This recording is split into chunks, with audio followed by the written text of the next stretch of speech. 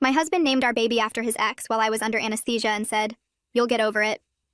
2 years later, he found out his ex named her baby after me and asked, "Is this some kind of joke?" When I woke up from the anesthesia after giving birth, everyone stared at me with pity in their eyes. "Is my baby okay?" I asked, praying it wasn't a stillbirth. No one responded. My mother finally whispered, "The baby's fine." But her voice was wrong. Everything felt wrong. The nurse handed me my daughter, and the first thing I saw was the name bracelet. Jessica Marie. My stomach dropped. That was my husband's ex-girlfriend's name. What the hell is this? My voice didn't even sound like mine. My husband stood in the corner studying his phone like it held the secrets of the universe. "Look at me. Look at me." When he finally did, his face was completely blank. "You'll get over it," he said. "It's just a name." I'd been in labor for 19 hours. I'd nearly bled out during my cesarean. And while doctors were saving my life, he was writing his ex's name on our daughter's birth certificate. My mother actually lunged at him. The nurses had to intervene. He left the room, and I didn't see him again for 3 days. 3 days of me sobbing every time I looked at my perfect baby girl, knowing she'd been branded with another woman's name like property. When I got home, I found the paperwork sitting on the table, mocking me. "Why?" I begged him to tell me. "It's a common name, honey. You're just being hormonal." I knew if I kept listening, I'd do something I'd regret, but I didn't understand. This was the same husband who taught me how to love again, the same one whose arms felt more like home than any house ever could. Either way, I filed for divorce that same day and moved back in with my parents. Started the legal process to change her name immediately. He fought me on everything except custody, didn't even pretend to want our daughter. And 6 months into the divorce, everything made sense. His lawyer sent mine the wrong folder. Inside were text messages from the week I gave birth. Jessica had been blackmailing him. At his bachelor party, his best friend had sexually assaulted a waitress. My husband helped cover it up, paid her off, threatened her, and deleted security footage. Jessica had videos of him bragging about it. She wanted him to name our baby after her, or she'd release everything. I sat in that lawyer's office reading those texts, feeling like I was watching someone else's life. This man I'd loved, who I'd created a child with, chose protecting himself over everything. He could have faced the consequences, could have been a criminal behind bars. Instead, he let our daughter pay the price. I was crying into my mom's lap when I got the call. It was Jessica's lawyer.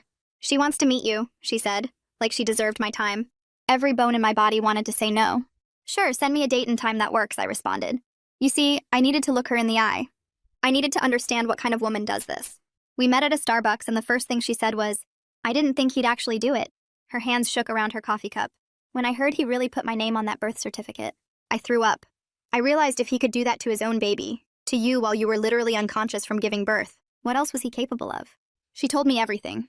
How he'd slept with her throughout our engagement, how he'd promised to leave me, how she'd found out about the bachelor party assault from the victim herself, a friend of a friend. We talked for 4 hours and she even invited me over. We were just two girls who had been manipulated by the same pathological coward. We started texting after that. Not frequently, just checking in. Trauma bonding, my therapist called it. The day my daughter's name change was legally finalized to Elise Jasmine, he somehow found out immediately.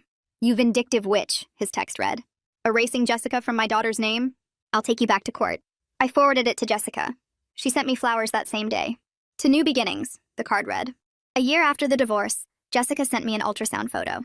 "It's a girl," she wrote. "I've been thinking about names. I want to name her after someone who taught me what strength really looks like. Would you be okay if I named her Jasmine?" I actually laughed. Full, deep belly laughs. Then I wrote back, "I'd be honored." The week before she gave birth, he started texting us both. "I know you're planning something. This is coordinated harassment." Jessica and I would screenshot and compare his increasingly unhinged messages. He knew something was coming. And within 3 minutes of posting the birth announcement on her story, paired with the baby name, he was calling me. I almost didn't answer, but Jessica was sitting right next to me in her hospital bed. "Answer it," she whispered. "Put him on speaker." "Hello, lover. What is new with you?" I sang, my voice dripping with venom. What he said next made me realize he was capable of a lot more than just covering up his friend's assault. His voice dropped to this flat, emotionless tone that somehow felt worse than yelling. "I know you're at St. Mary's Hospital, 4th floor, room 412. I know Jessica just gave birth 6 hours ago. I know exactly where you both are right now." My hands started shaking so hard I almost dropped the phone. Jessica's face went white. There was no way he could know those specific details unless he'd been following us or tracking our phones somehow. "Stay away from us," I managed to say, then hung up before he could respond. Jessica grabbed my arm. "How does he know where I am? I didn't tell anyone except my mom, and she wouldn't." Her voice trailed off as we both realized the horrible truth. He'd been watching us, tracking us, maybe for weeks or months. I hit the call button for the nurse, and when she came in, I asked for hospital security immediately. The nurse must have heard something in my voice because she didn't ask questions, just picked up the room phone and called. 2 security officers arrived within minutes. The older one, a guy with gray hair and kind eyes, listened carefully as Jessica and I explained everything. The blackmail, the divorce, the name situation, and now this phone call where my ex knew her exact room number. Has he made other threats?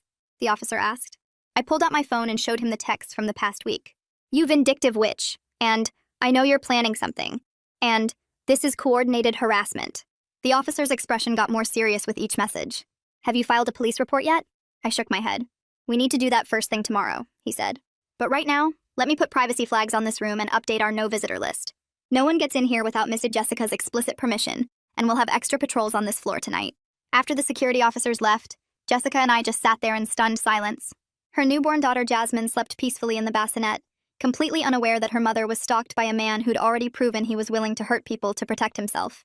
I texted my therapist even though it was late. He knows where we are. Everything. I'm scared. She responded within 10 minutes. Come see me first thing tomorrow. Bring all the evidence. It's time to involve law enforcement properly. I barely slept that night, jumping at every sound in the hallway outside Jessica's room.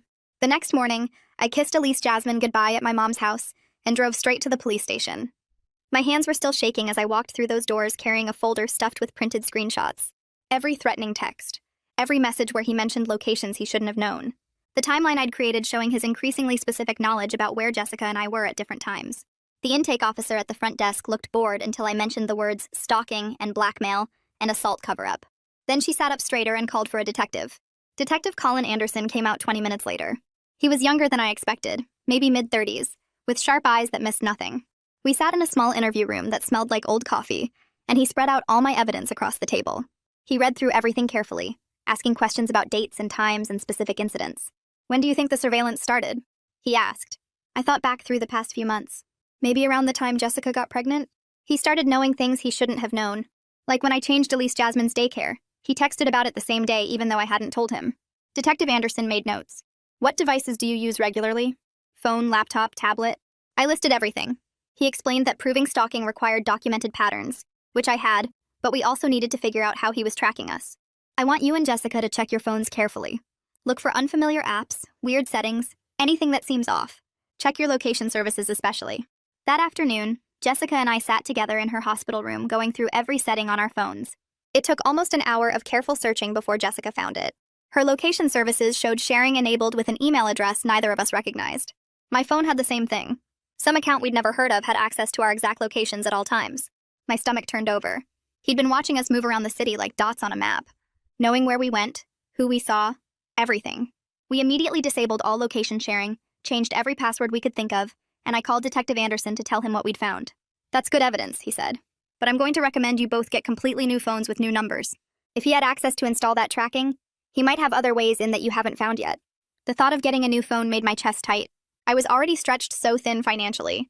Single mom, legal fees from the divorce, therapy costs. But Detective Anderson was right. I couldn't keep using a device my ex might be monitoring. My mom drove me to the phone store that same day. We only told absolutely essential people the new number. My mom, my therapist, my lawyer, Jessica. That was it.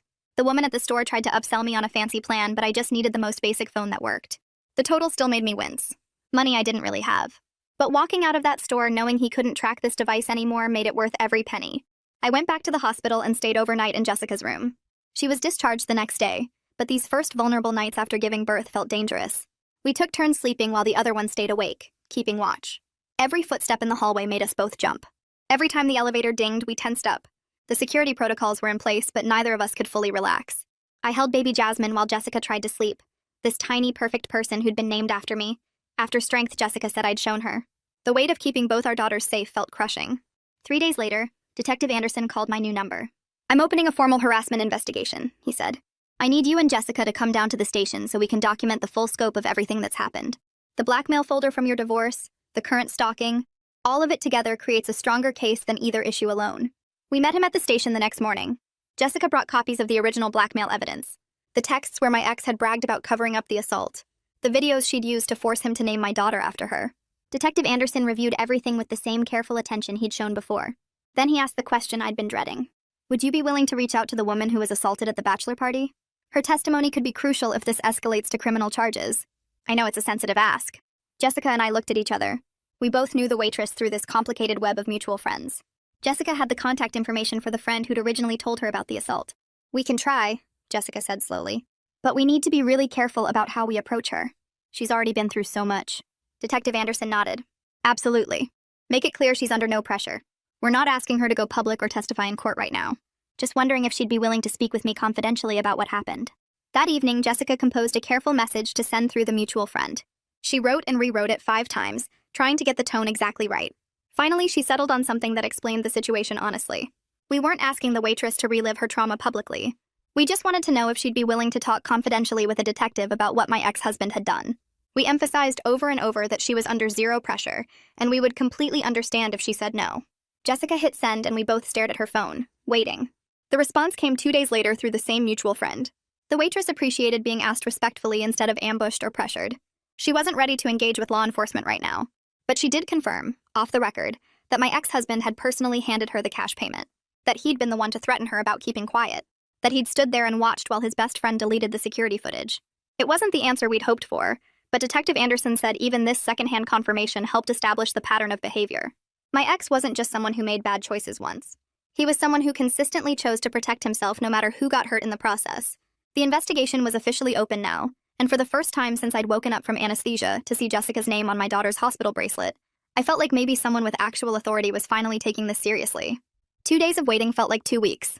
Jessica and I kept checking our phones every few minutes, hoping for a response from the mutual friend. When the text finally came through, we were sitting in her living room while baby Jasmine napped. The waitress appreciated being asked respectfully instead of being ambushed or pressured. She wasn't ready to talk to Detective Anderson right now, but she did confirm something important off the record. My ex had personally handed her the cash payment. He'd been the one making the threats about keeping quiet. He'd stood there watching while his best friend deleted the security footage. I forwarded the message to Detective Anderson immediately. He called back within an hour. Even secondhand confirmation like this helped establish the pattern of behavior. My ex wasn't someone who made one bad choice. He was someone who consistently chose to protect himself no matter who got hurt. The next step was coordinating with my divorce lawyer.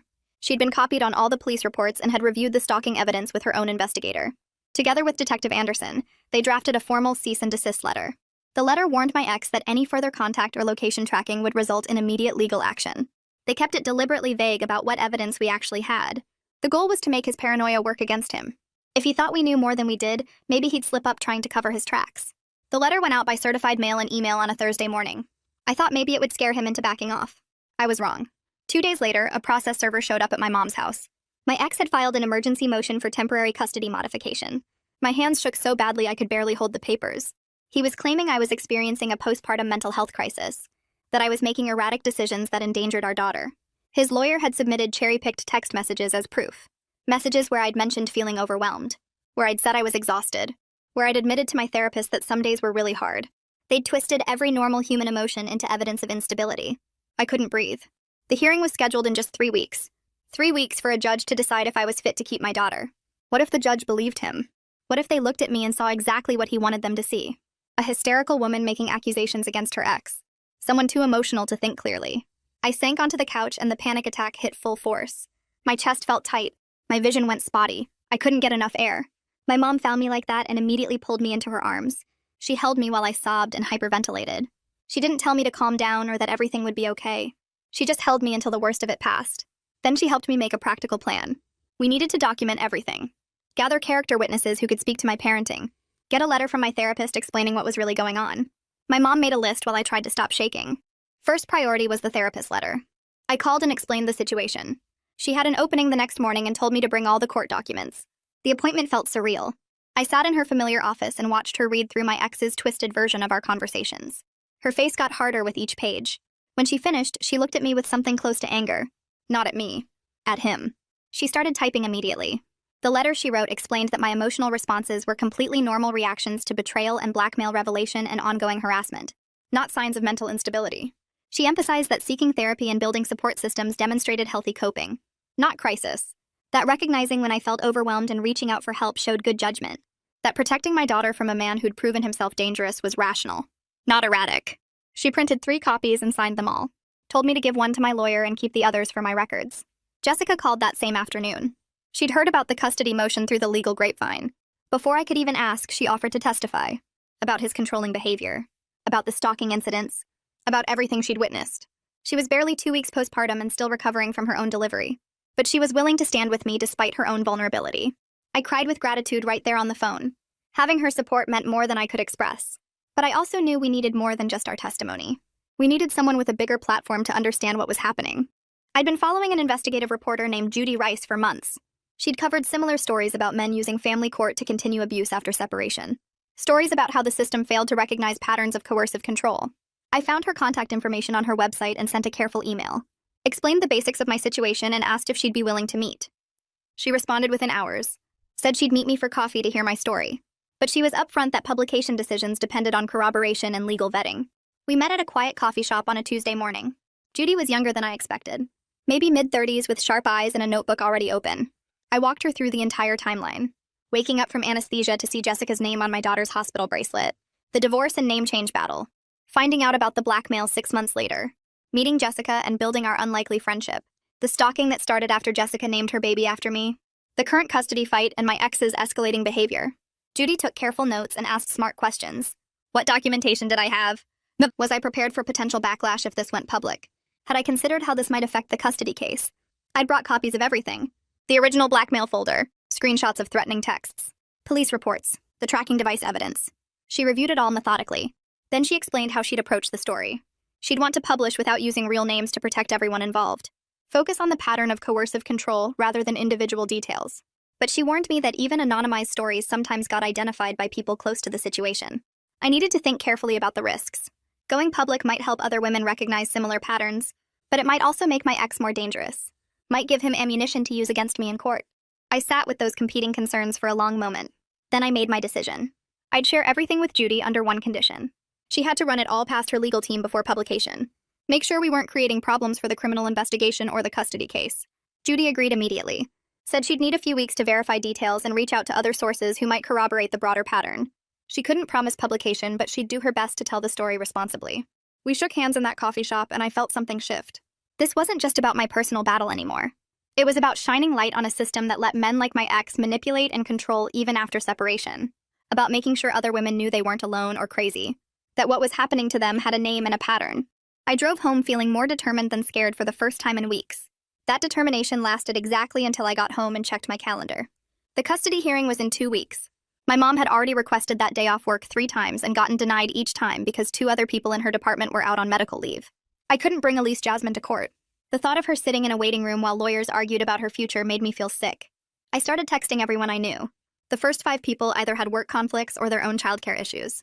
Person number 6 was Sarah from my prenatal class. We'd stayed friendly but not super close. She wrote back within 10 minutes saying she'd love to watch Elise Jasmine and that she understood how hard this must be. I sat on my bed and cried for a solid 5 minutes. Not sad crying, just overwhelmed by how many people had shown up for me when everything fell apart. Sarah, Jessica, my mom, even Judy taking my story seriously. I'd spent so long thinking I was alone in this mess. My phone rang while I was still wiping my eyes. Detective Anderson's name flashed on the screen. I answered fast because calls from detectives never mean good news, but sometimes they mean progress. He got straight to the point. The judge had approved his warrant to search my ex's phone, computer, and any other devices. They were going to execute it tomorrow while my ex was at work. Detective Anderson explained they'd found enough evidence of stalking patterns and the connection to the original assault cover-up to justify the search. But he was careful to say that finding tracking software didn't automatically mean criminal charges. It would depend on what else they discovered and whether the DA thought they could prove intent. I thanked him about 6 times and he told me to sit tight and wait for his call after the search.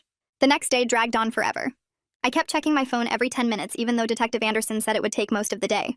I tried to distract myself by playing with Elise Jasmine at the park, but my brain wouldn't stop spinning through possibilities. What if they didn't find anything? What if my ex had already deleted everything? What if this whole thing fell apart and I looked like I'd made it all up? My phone finally rang at 4:30. Detective Anderson sounded different this time. More serious. They'd found purchase records for tracking software dated back to 6 months ago, right around when Jessica first told me she was pregnant. They also found a hidden AirTag tucked into the inner pocket of my diaper bag, the same bag I'd been using for weeks. The one I took everywhere with Elise Jasmine. My hands started shaking so hard I almost dropped the phone. He'd been tracking me this whole time, knowing exactly where I went, who I saw, what I did. Detective Anderson kept talking. My ex was already claiming he had no idea how any of that stuff got there. He was suggesting Jessica must have planted the AirTag to frame him and somehow hacked his accounts to make those purchases. It was such obvious garbage that I actually laughed. But Detective Anderson warned me that his lawyer would probably run with that story and try to make it stick. 2 days later, a thick envelope arrived by courier. Inside was a letter from my ex's lawyer, and it was bad. Really bad. The letter accused Jessica of fabricating evidence, coordinating a harassment campaign against my ex, and attempting to destroy his reputation through false allegations. It threatened to file criminal harassment charges against her if she continued working together with me. The letter made it sound like Jessica and I were running some kind of conspiracy to ruin an innocent man's life. I forwarded it to Emmeline Rogers, the civil attorney I'd hired after Judy suggested I needed someone focused on protective orders and defamation defense. Emmeline called me an hour later. She'd already drafted a response that tore apart every claim in that letter. Her timeline showed the tracking software purchases happened 4 months before Jessica and I ever met face-to-face. His own purchase records proved his theory was impossible. She also pointed out that his lawyer was now on record threatening a victim of stalking, which wasn't going to look good if this went to court. Emmeline said we should use this momentum to file for a restraining order right away. We had documented stalking through the tracking device. We had threatening texts. We had his increasingly unhinged behavior. The judge would likely grant a temporary order immediately, and then we'd have a hearing for a permanent one. I met her at the courthouse the next morning with every piece of evidence we'd collected. Text messages printed and organized by date. Police reports. The tracking device Detective Anderson had logged as evidence. Screenshots of his social media posts where he'd made vague threats about people trying to destroy him. Emmeline walked me through the filing process and explained what would happen next. We submitted everything to the clerk, and then we waited. 3 hours later, the judge signed the temporary restraining order. It required my ex to stay at least 500 feet away from me, Jessica, and both our daughters. No contact through any means. No showing up at places he knew we'd be. Violation meant immediate arrest. I called Jessica from the courthouse steps. She cried when I told her. Relief crying. The kind that comes when you've been holding your breath for so long you forgot what normal breathing felt like. We were both on that order now. Both protected. Both able to prove in court that his behavior had crossed legal lines. For 3 days, nothing happened. He didn't text, didn't call, didn't show up anywhere. I started to think maybe the restraining order had actually scared him into backing off. Then I got the call from Elise Jasmine's daycare director. Her voice was tight and professional in that way that means something is very wrong. My ex had just walked into the daycare lobby. He was demanding to see his daughter, claiming he had parental rights and the restraining order didn't apply to his own child. The director had refused to bring Elise Jasmine out from the classroom. She'd kept him in the lobby and called the police. And me. I grabbed my keys and drove to that daycare, going 20 miles over the speed limit the whole way. My brain kept playing worst-case scenarios. What if he pushed past the director? What if he grabbed Elise Jasmine and ran? What if the police didn't get there in time? I pulled into the parking lot to find 2 police cars already there, lights off but parked right by the entrance. I ran inside, shaking with a mix of terror and rage that made my vision blur at the edges. My ex stood near the front desk with 2 officers. One was taking his statement while the other reviewed something on a tablet. The daycare director saw me come in and immediately walked over. She explained everything in a calm voice. He'd arrived during morning drop-off time, walked right up to the front desk and asked to see Elise Jasmine. When the director asked if he had clearance, he'd gotten aggressive. Started saying he was her father and had every right. The director had checked the file, seen the restraining order note, and told him he needed to leave immediately. He'd refused. That's when she called the police and moved all the kids to the back rooms with extra staff watching the doors. The officer with the tablet looked up. He'd pulled up the restraining order in their system. The address showed my ex had approached within the 500-foot restriction. The daycare security cameras had footage of him walking through the parking lot and entering the building. Clear violation. The officer walked over to my ex and told him he was under arrest. I watched my ex's face change as the officer pulled out handcuffs. First confusion, like he genuinely didn't understand what was happening. Then anger. Then something that looked almost like fear. The officer read him his rights while putting the cuffs on. My ex kept saying this was ridiculous, that he just wanted to see his daughter, that I'd poisoned everyone against him. The officers led him outside to the police car. I stood by the window and watched them put him in the back seat. My daughter's father. The man I'd married. The man who'd once made me feel safe and loved. Now getting arrested for stalking and violating a protective order. I felt relieved that he was in custody. Vindicated that the system was finally taking this seriously. But underneath all that was this deep sadness that wouldn't go away. This was Elise Jasmine's dad. Someday she'd be old enough to ask questions. Someday I'd have to explain why her father wasn't around, why there were court orders and police reports. The director touched my arm gently. Elise Jasmine was safe in the back classroom with her favorite teacher. She hadn't seen or heard any of the chaos in the lobby. She was playing with blocks and had no idea anything had happened. I went back to see her. She looked up when I came in and smiled that huge toddler smile that makes everything else fade away for a second. I sat on the floor and helped her stack blocks. My hands had finally stopped shaking. That evening, Detective Anderson called with the practical details I needed to know. The restraining order violation was a misdemeanor charge. My ex would likely be released within 24 hours on his own recognizance. The judge might add conditions like electronic monitoring, but there was no guarantee he'd be held longer. Detective Anderson's voice was kind but firm. I needed to stay extra careful for the next few days. Maybe consider staying somewhere my ex didn't know about. Somewhere he couldn't show up if he decided to escalate further. I hung up and immediately texted Jessica. She called back within seconds. Before I could even explain the whole situation, she jumped in with an offer. Her apartment. Me and Elise Jasmine could stay there as long as we needed. She had a spare room. We'd be together. Both our daughters in one place where we could watch out for each other. I packed bags for me and Elise Jasmine that night. My mom came over with supplies. Extra diapers, snacks, some of Elise Jasmine's favorite toys. She helped me load everything into my car and gave me the longest hug. Jessica's apartment became our temporary safe house. Both daughters sleeping in pack-and-plays in the spare room. My mom stopping by every day with food and supplies. Friends from my support group texting to check in and offering to run errands so we didn't have to leave. It felt surreal to be hiding from someone who'd once promised to protect me. The man who'd stood at an altar and vowed to love and honor me. Now I was barricading myself in a friend's apartment with security cameras on the doors and pepper spray in my purse. Jessica and I took turns staying up late watching movies we'd both seen 100 times. Not really paying attention to the screen, just being present with each other. Two women who'd been manipulated by the same person. Two mothers protecting their daughters from a man who'd chosen his own interests over everyone else's safety. We didn't talk much about the heavy stuff during those first nights.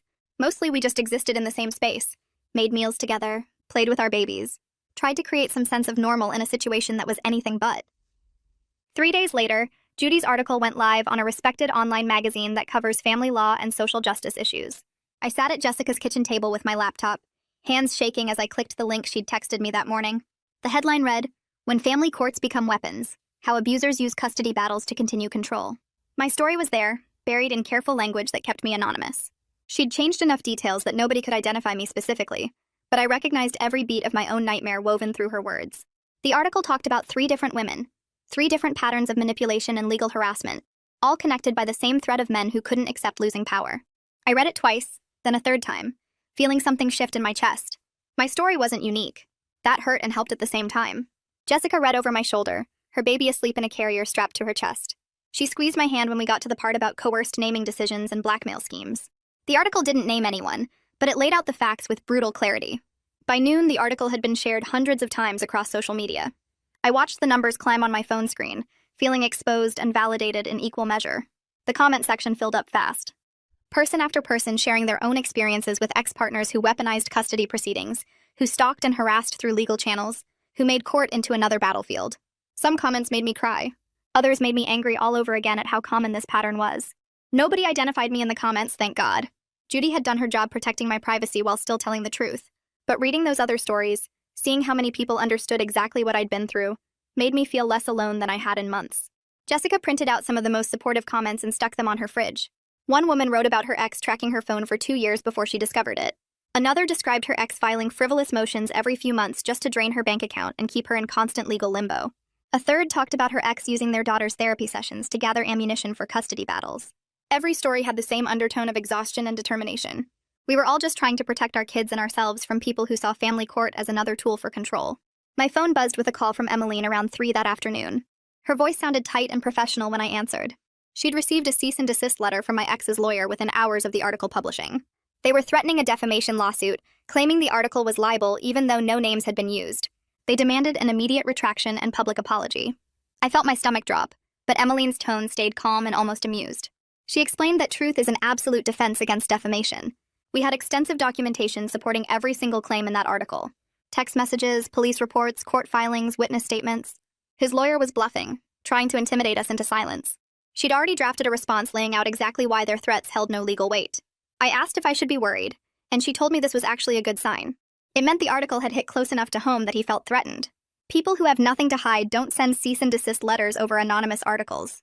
His reaction was basically confirming everything Judy had written. The custody modification hearing happened the following week. I walked into that courtroom carrying a 3-inch binder stuffed with evidence. My therapist's letter sat on top, followed by character witness statements from my mom, 2 friends, and the daycare director.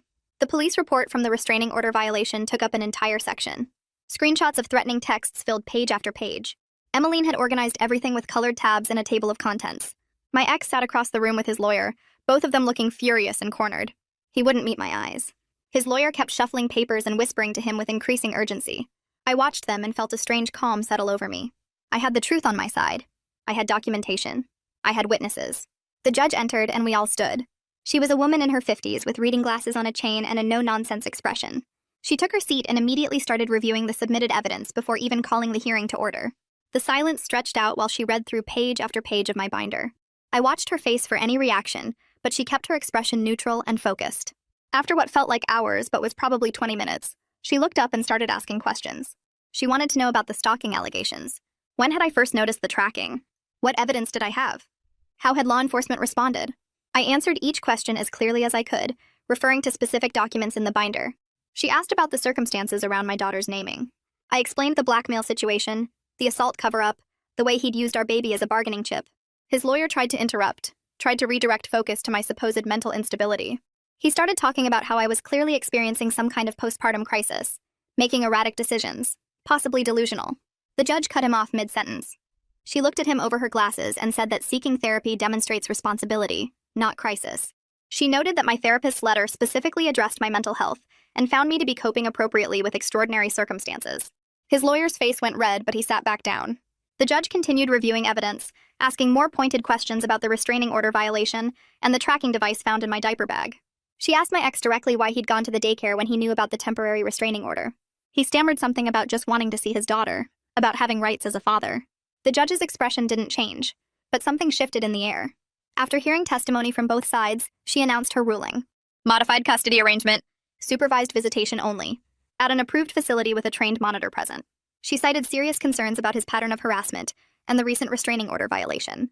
She noted that his behavior demonstrated a concerning disregard for court orders and my safety. My legs almost gave out when she said it. I grabbed the table edge to steady myself.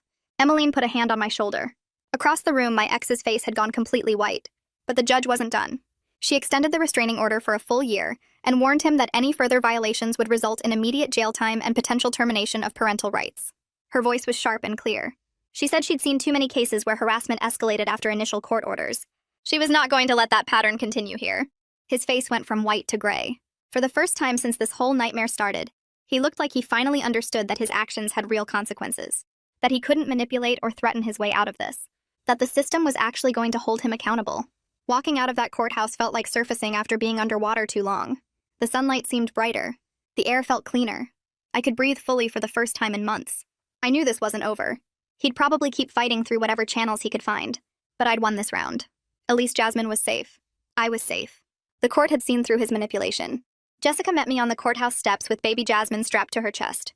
We didn't say anything, just held each other for a long moment while people walked around us.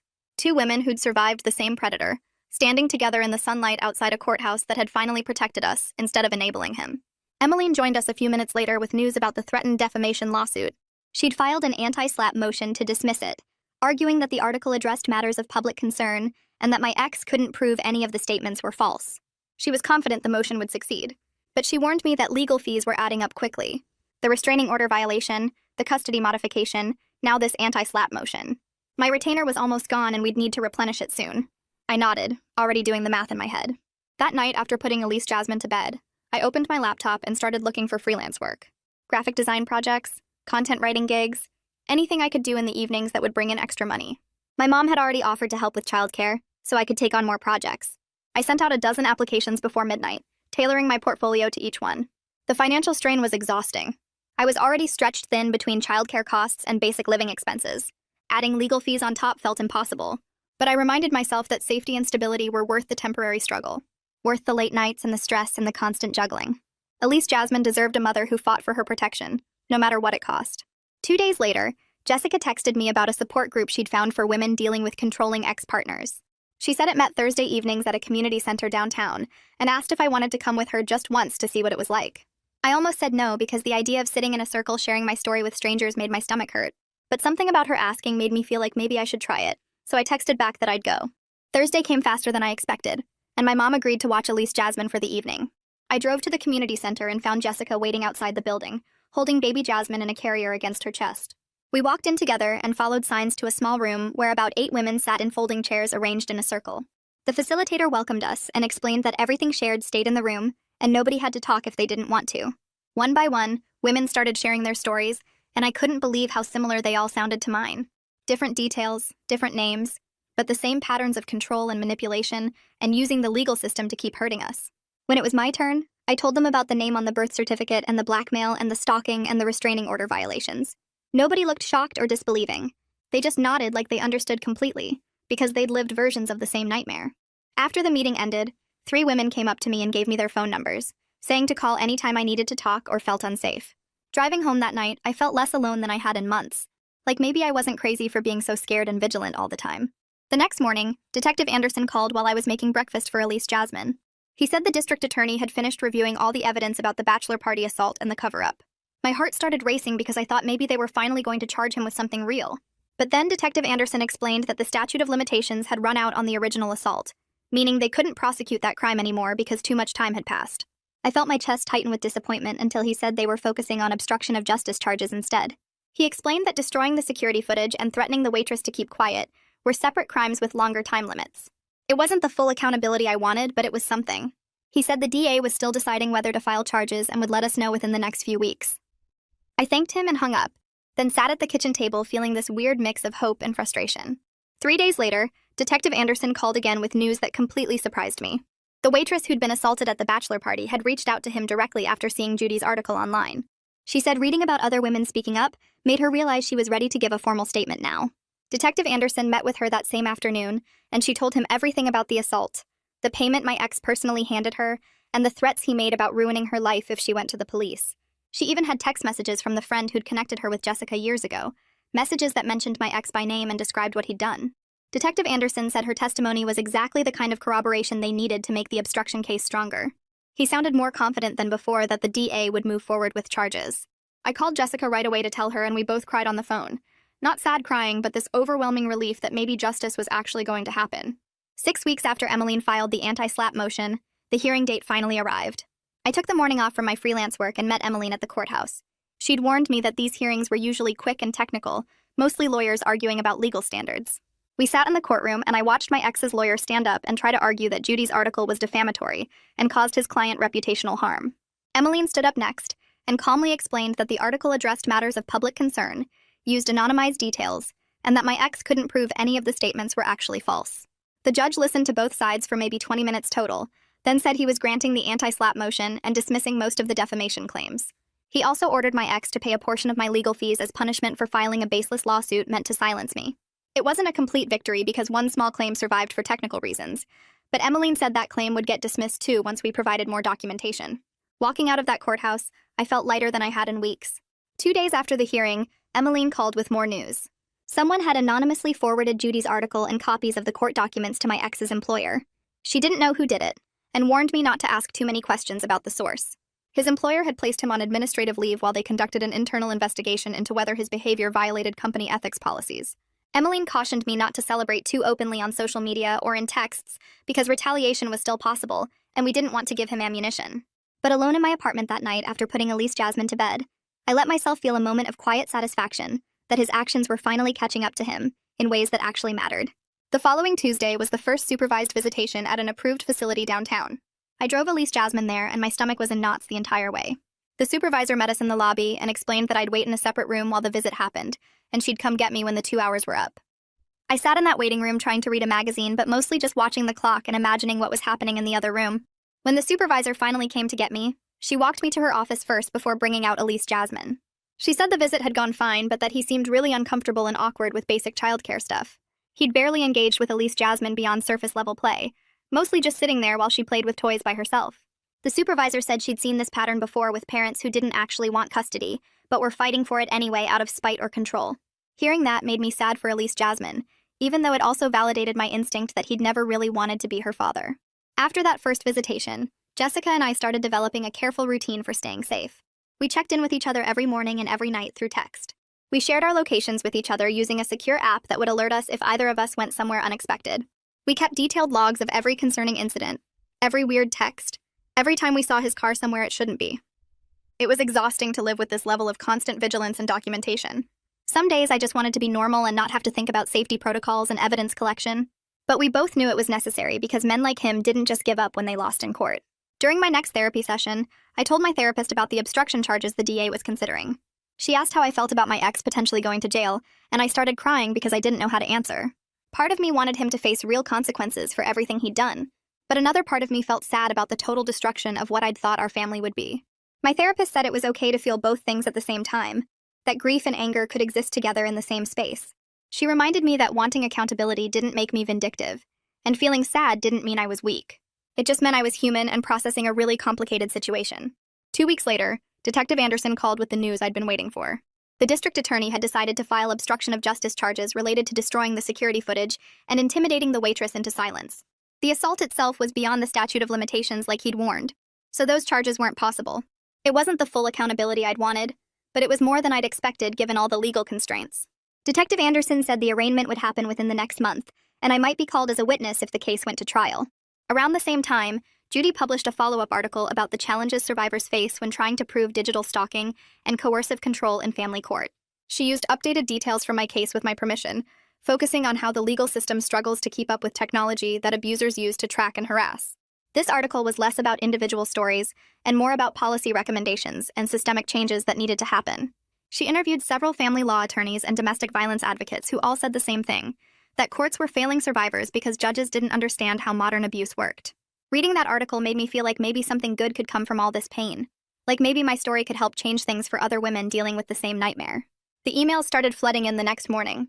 I woke up to 17 new messages from lawyers and advocates I'd never heard of, all offering free consultations or connections to support groups in my area. One family law attorney in the next county over wrote that she'd been fighting these exact battles for years and wanted to share resources about documenting digital abuse for court. A domestic violence prevention organization invited me to speak at their next training session for court advocates. I sat at my mom's kitchen table reading through each message, feeling weird about how many strangers suddenly cared about my situation. Part of me wanted to ignore them all and just focus on getting through each day with Elise Jasmine. But another part recognized that these people understood the system in ways I was still learning, and maybe their help could make the difference between winning and losing the next court battle. I forwarded the most relevant contacts to Emmeline so she could vet them and figure out which connections might actually be useful. She called me that afternoon to say the DA's office had reached out with news about my ex's case. He was trying to negotiate a plea deal through his criminal attorney, offering to plead guilty to reduce charges if it meant avoiding jail time completely. The DA wanted my input on whether I'd support a plea agreement or if I wanted to push for a trial. My stomach twisted at the thought of having to make this decision. A trial meant reliving everything in public testimony, meant facing him across a courtroom while lawyers picked apart every detail of our relationship. But a plea deal meant he might get off easy, might avoid real consequences for what he'd done to me, to Jessica, to that waitress whose life he'd helped destroy. I scheduled meetings with both Emmeline and my therapist to talk through the options before giving the DA my answer. Emmeline laid out the practical considerations in her office 2 days later, explaining that trials were unpredictable and expensive, that juries sometimes sympathized with defendants who seemed remorseful, that the evidence we had was strong, but not guaranteed to result in the maximum sentence. My therapist helped me work through the emotional side that same week, asking what outcome would actually help me feel safe and move forward. After 3 sessions of talking in circles, I finally knew what I needed. I called the DA's office and told them I'd support a plea deal only if it included mandatory counseling, strict probation terms, and a formal admission of wrongdoing in open court. I didn't want him claiming later that he'd been falsely accused or railroaded by some conspiracy between me and Jessica. I needed him to stand up in front of a judge and admit what he'd done. The plea negotiations dragged on for weeks after that while I tried to maintain some kind of normal routine with Elise Jasmine. We went to the park on sunny mornings and library story time on Wednesday afternoons, and I pretended everything was fine while other moms chatted about their weekends and upcoming holidays. Some days I almost forgot about the legal chaos hanging over my head. I'd be pushing Elise Jasmine on the swings or reading her favorite book about the hungry caterpillar, and for those few minutes I felt like a regular mom dealing with regular problems. Then a court notification would arrive in my email, or the DA would call with an update and reality came crashing back. The waiting was its own special kind of torture, worse than the active fighting because I couldn't do anything except sit there and let lawyers argue about the details of his punishment. Jessica organized a small support circle for women dealing with coercive ex-partners during this time, meeting monthly at a community center with childcare provided in the next room. She'd been talking about starting something like this since her own support group had helped her so much, and watching her pull it together gave me something positive to focus on besides court dates and legal fees. I attended the first meeting on a rainy Thursday evening, walking into a room of 8 women who all looked as nervous and exhausted as I felt. We sat in a circle of folding chairs while our kids played with blocks and toy cars in the adjacent room, and one by one each woman shared her story. The details were different, but the pattern was identical in every case. Men who used the court system to maintain control after separation, who filed frivolous motions and made false allegations, who weaponized custody and visitation to keep their ex-partners trapped in endless legal battles. One woman had been fighting her ex for 4 years over a parenting plan he violated constantly. Another had spent her entire savings on lawyers defending against accusations of parental alienation because she'd told their daughter the truth about why they divorced. Listening to them talk, I felt less alone and more angry at the same time. How many women were out there fighting this exact fight with no support and no resources?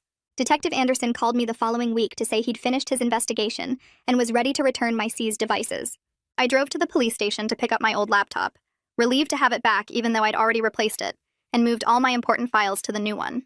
He walked me through the evidence they'd documented, showing me screenshots of the tracking software purchase records and the detailed logs of everywhere I'd been for the past 6 months. Seeing it all laid out like that made my skin crawl.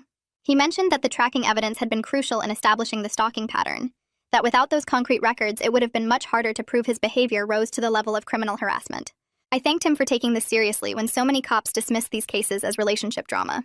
He nodded and said he'd seen too many situations escalate to violence because nobody intervened early enough, and he was glad we'd documented everything before it reached that point. 2 days later, Emmeline called with the news I'd been waiting for. My ex had accepted a plea deal that included 2 years of supervised probation, mandatory domestic violence counseling, continuation of supervised visitation only, and a permanent restraining order.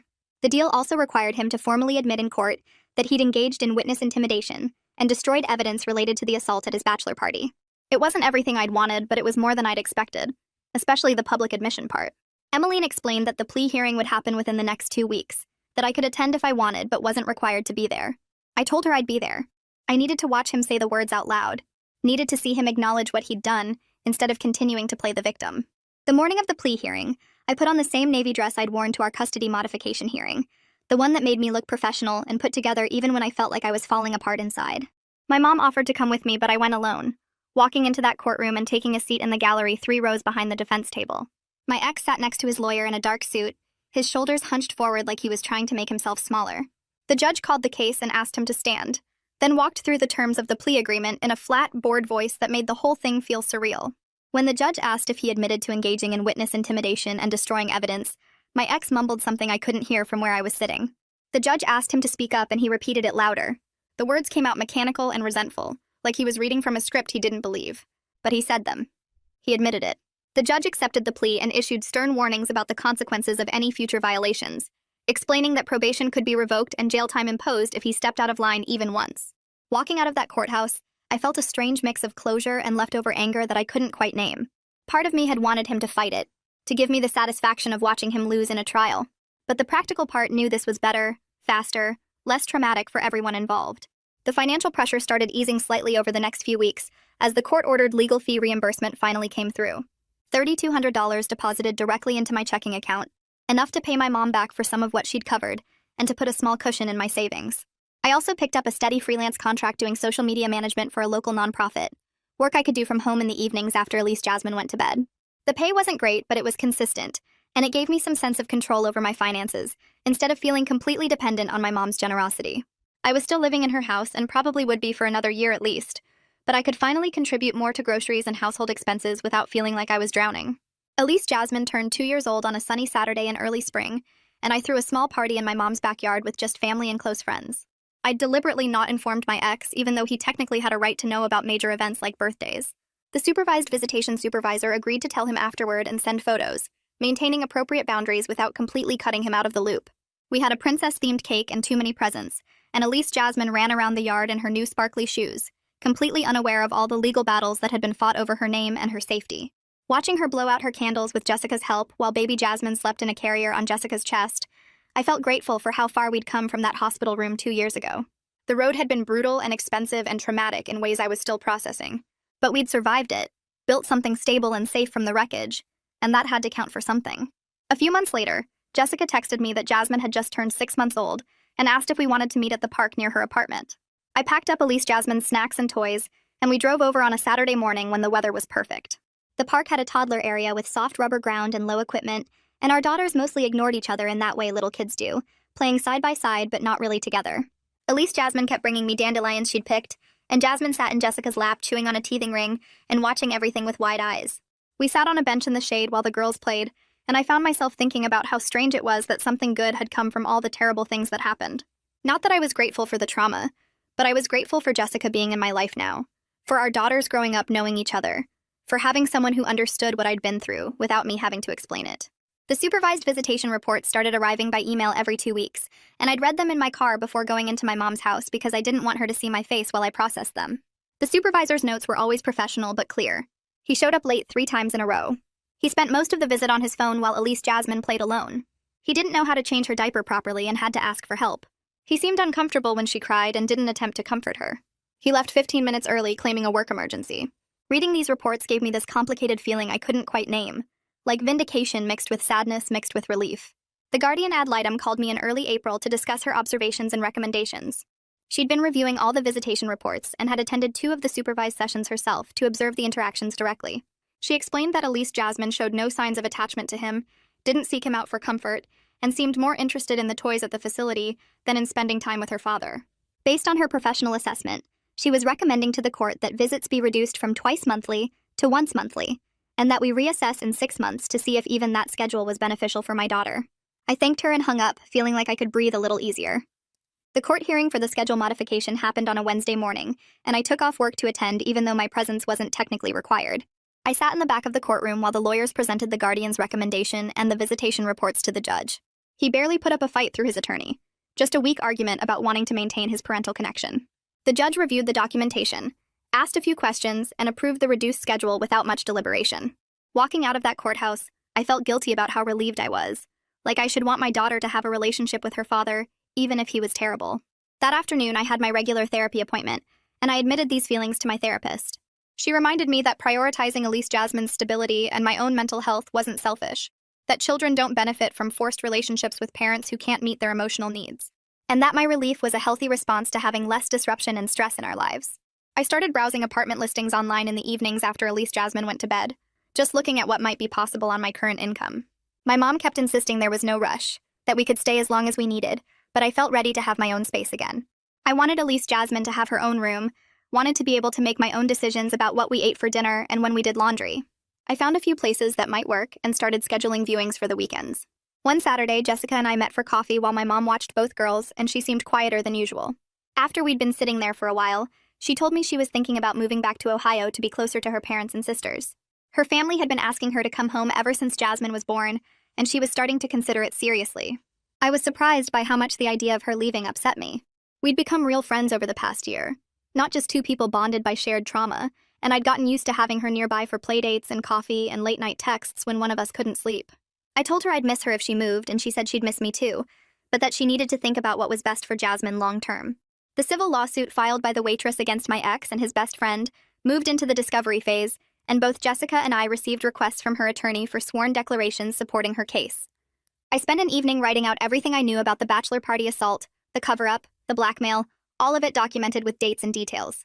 Jessica did the same.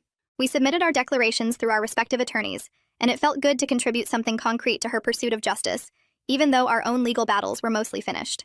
A week later, Emmeline called to tell me that my ex's employer had completed their internal investigation and terminated his employment based on the criminal conviction and violation of company ethics policies.